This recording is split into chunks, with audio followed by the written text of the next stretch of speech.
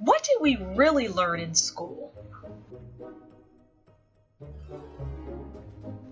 Bells ringing, locker doors slamming, and young people running to get to their next class, all before the second bell sounds. Most of us spent over a decade dealing with this. That's right, nearly 12 years of quickly moving from one classroom to the next, all guided by the sound of a ringing bell. Once we get to that classroom and get settled in, the teacher begins to teach.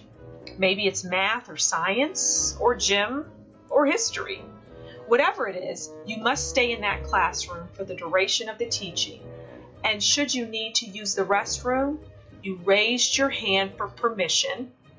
Even though at the age of 5 you never had to raise your hand at home, you just instinctively knew to return to the dinner table. But I digress.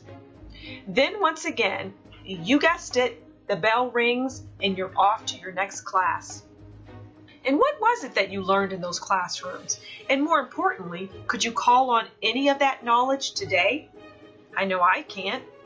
Now don't get me wrong, there are a few things I recall, such as what a verb or past participle is, but for the majority of those years, I don't recall much.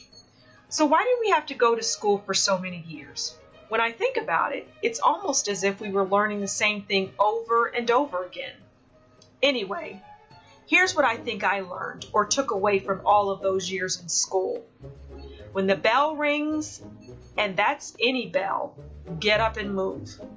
Always ask to use the restroom. Authority knows best, and you should never question it. Exercise is essential to your well-being, and if you don't make it to your destination before the bell stops ringing, you're in serious trouble. Now it's your turn to tell us what you learned.